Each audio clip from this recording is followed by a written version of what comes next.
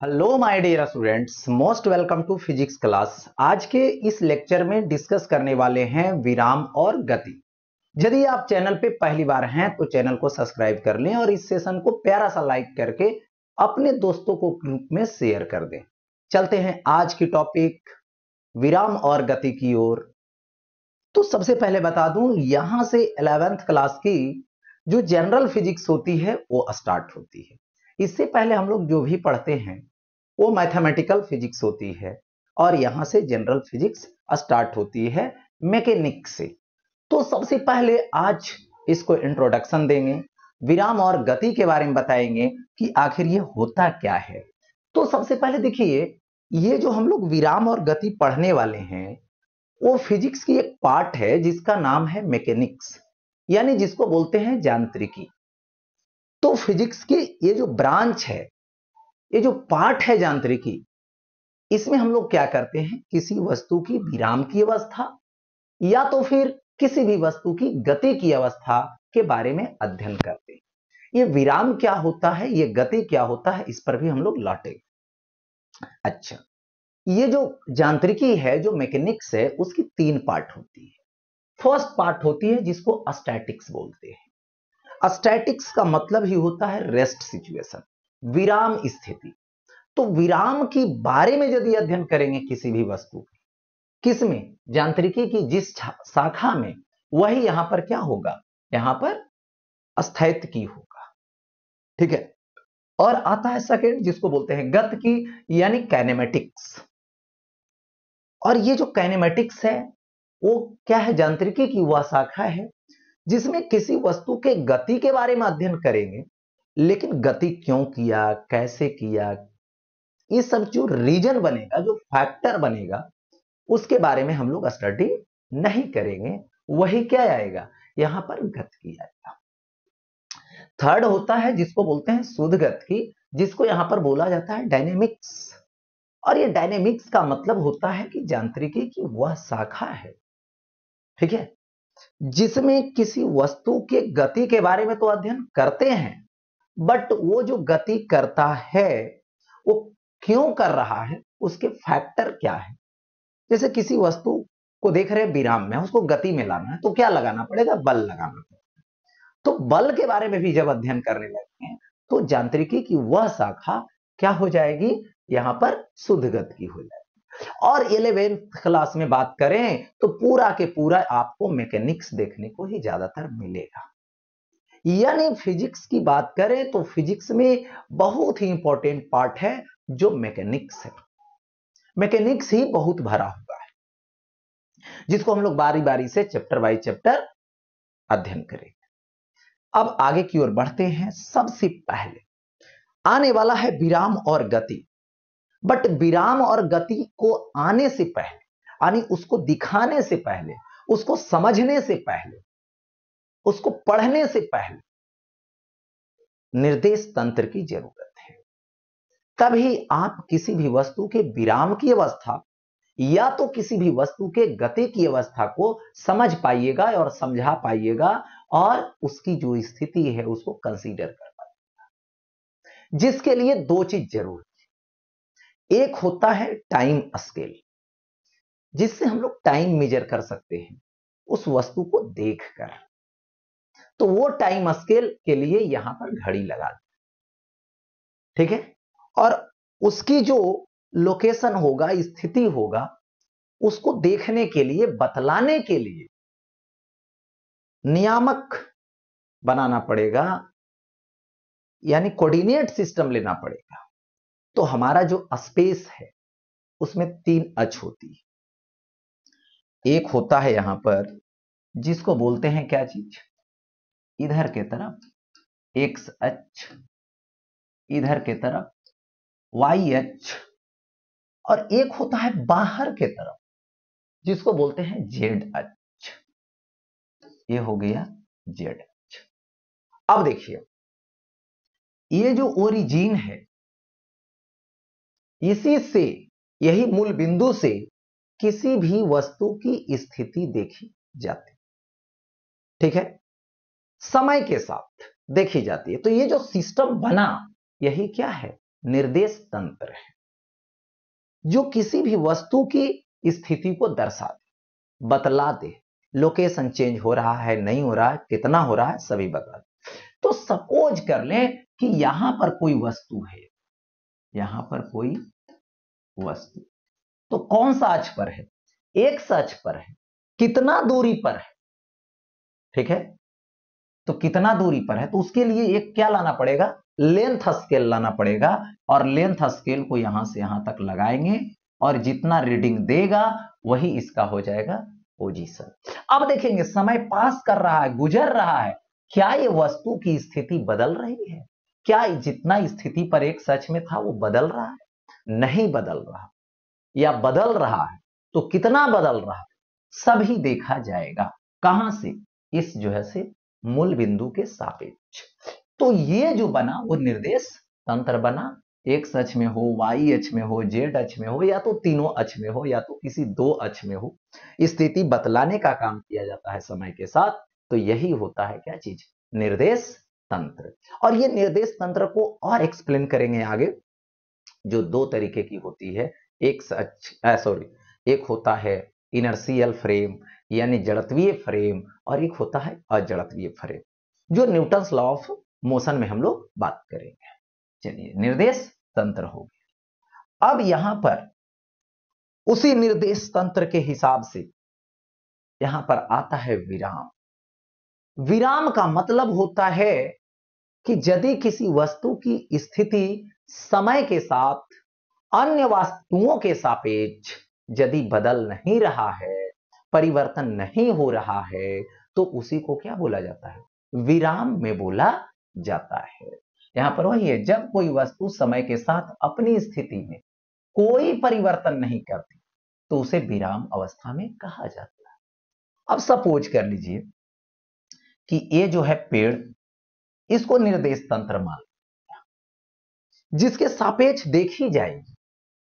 तो यहां पर हमने देखा एक घर है, एक टावर है, पहले घर मतलब निर्देश तंत्र मान लिया गया पेड़ को, और इसकी स्थिति देखी जा रही है पेड़ के सापेक्ष। क्या इसकी स्थिति में परिवर्तन हो रहा है, यानी जितनी डिस्टेंस पर है, जितनी दूरी पर है, उसमें कोई परिवर्तन नहीं हो रहा, तो ये जो है से पेड़ के सापेक्ष में घर का यहां पर विराम में है। इस टावर की स्थिति भी देखा गया कि सपोज कर लीजिए कि हमने देखा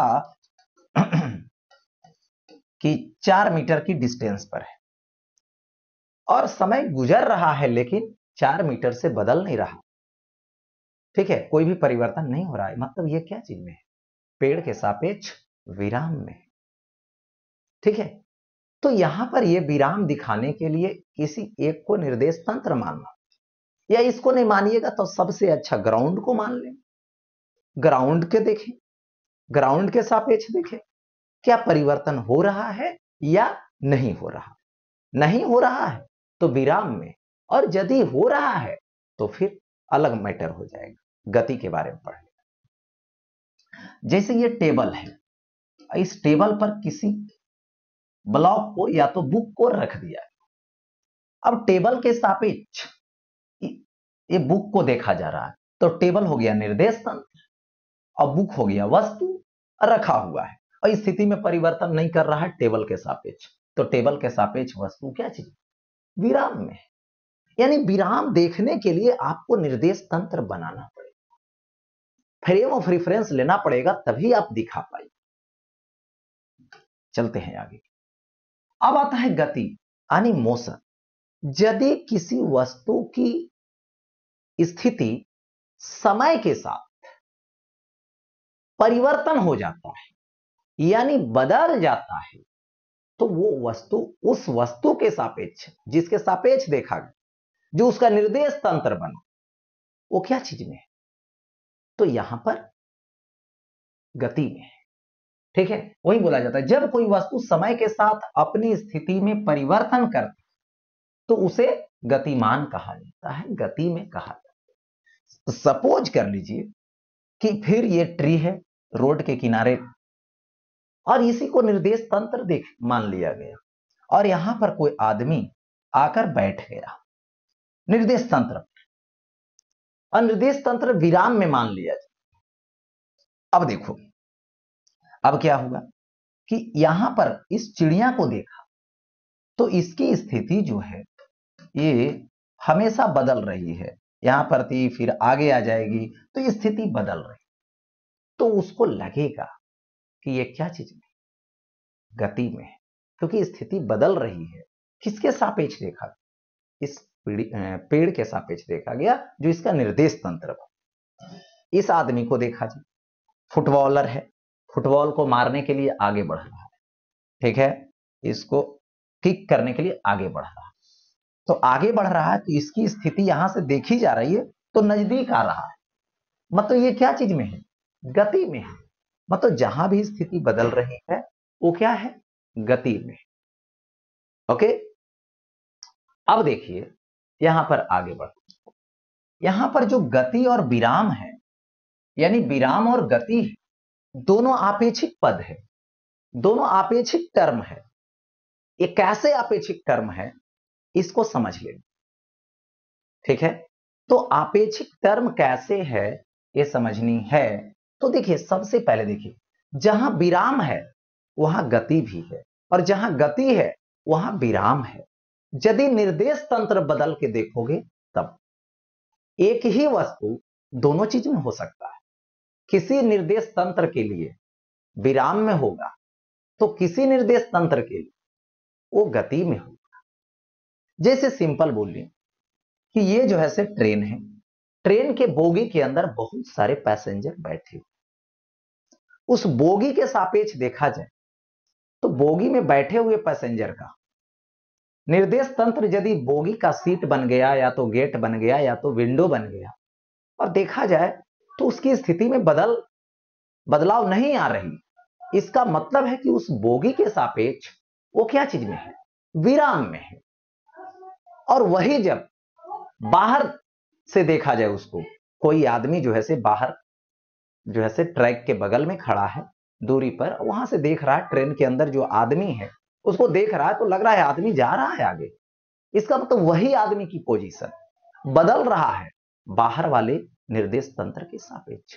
तो वही आदमी अंदर के सापेक्ष जो बैठा हुआ पैसेंजर वो विराम में है, और बाहर के सापेक्ष में वो क्या चीज में, गति में।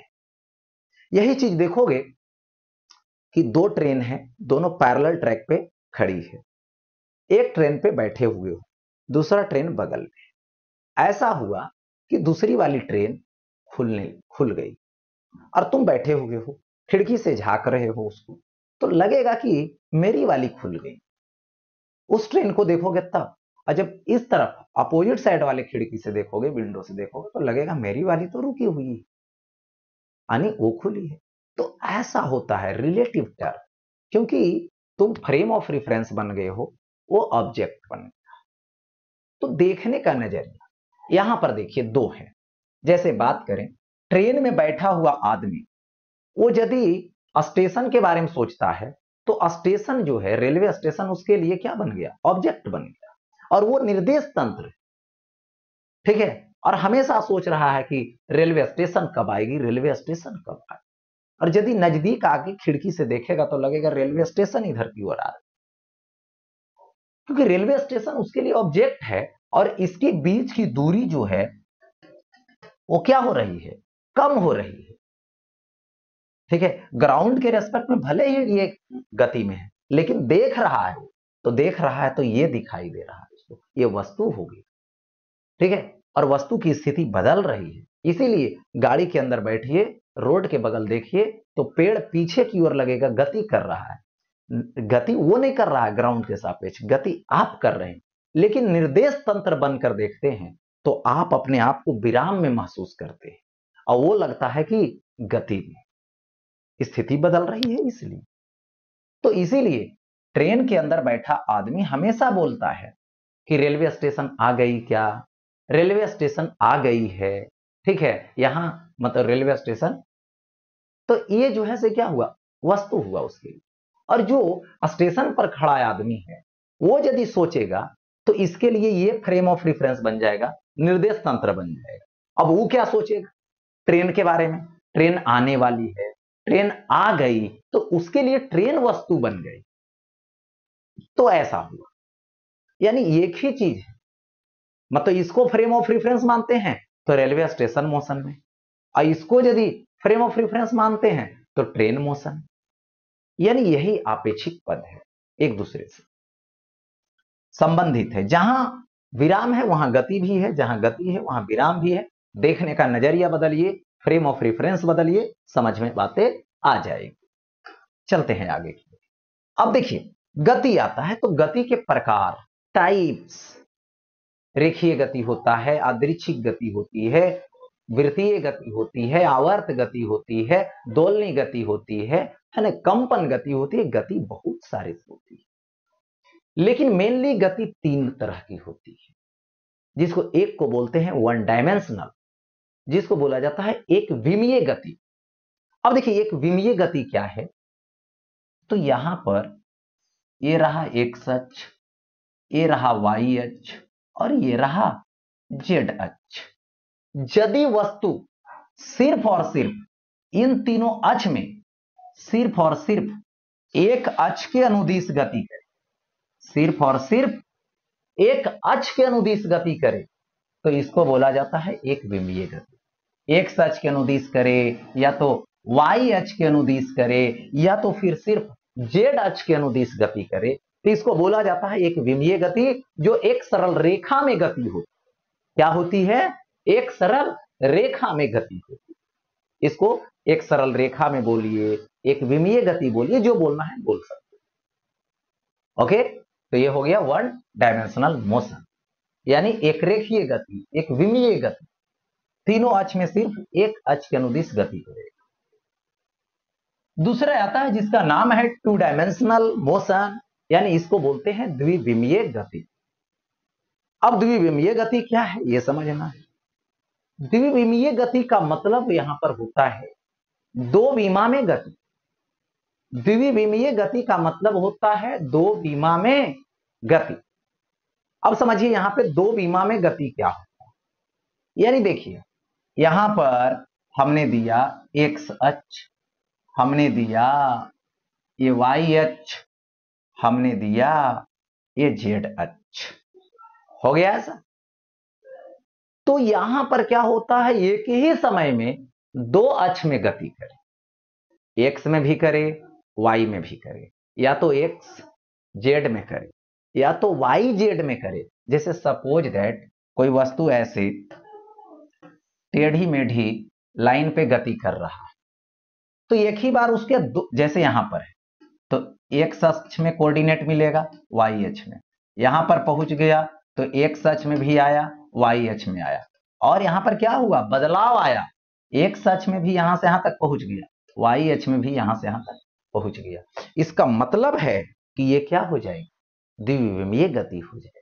यानी एक ही टाइम में एक ही समय में दो अक्ष में गति हो रहा है, दो कोऑर्डिनेट मिल रहा है, यानी द्विविमीय गति। तो इसमें क्या होती है, एक होता है वृत्तीय गति, सर्कल में यदि कोई घूम रहा है तो द्विविमीय गति है, टेढ़ा मेढ़ा रास्ता पे घूम रहा है द्विविमीय गति है, एक प्लेन में एक समतल में, इसको बोला जाता है समतल गति भी। एक समतल में भी गति बोलते हैं इसको, किसको, टू डायमेंशनल। एक प्रक्षेप्य गति आता है, किसी वस्तु को जब क्षैतिजता फेंकेंगे तो ये नीचे की ओर ऐसे जाएगा, एक्स में जाते हुए वाई भी आएगा, तो ये भी द्विविमीय गति। अच्छा, अब एक आता है जिसका नाम है यहां पे थ्री डायमेंशनल मोशन, जिसको बोलते हैं त्रिविमीय गति। यानी त्रिविमीय गति का मतलब देखिए होता है यहां पर एक्स अक्ष, ये वाई अक्ष है और ये क्या है जेड अक्ष। तो जब वस्तु तीनों अक्ष के अनुदिश गति करता, मतलब जब वस्तु एक ही समय में तीनों अक्ष के अनुदिश गति करे, तो इसको बोला जाता है त्रिविमीय गति। यानी एक साथ तीन अक्ष, एक्स में भी वाई में भी जेड में भी, मतलब इस स्पेस में एक ही साथ गति कर। तो यहां पर जैसे चिड़िया उड़ती है तो त्रिविमीय गति होता है, ठीक है, मैंने त्रिविमीय गति हो सकता है। गैस के सिलेंडर को ओपन कर दो, गैस चारों तरफ फैल तो उसकी गति त्रिविमीय। मैंने एक ही साथ तीनों अक्ष जो कवर करे वही होता है त्रिविमीय गति यानी 3 डायमेंशनल मोशन। और इतना ही में हर चीजों की गति आ जाएगी, किसी का 1 डायमेंशनल होगा, किसी का 2 डायमेंशनल होगा, किसी का 3 डायमेंशनल होगा, लेकिन सभी का गति इतना ही में ही आएगा, यही तीनों में रहेगा। और उसकी गति को हम लोग बारी बारी से लेक्चर बाय लेक्चर पढ़ेंगे। तो इसी के साथ ये टॉपिक यहीं पे एंड होता है। फिर मिलते हैं नेक्स्ट टॉपिक।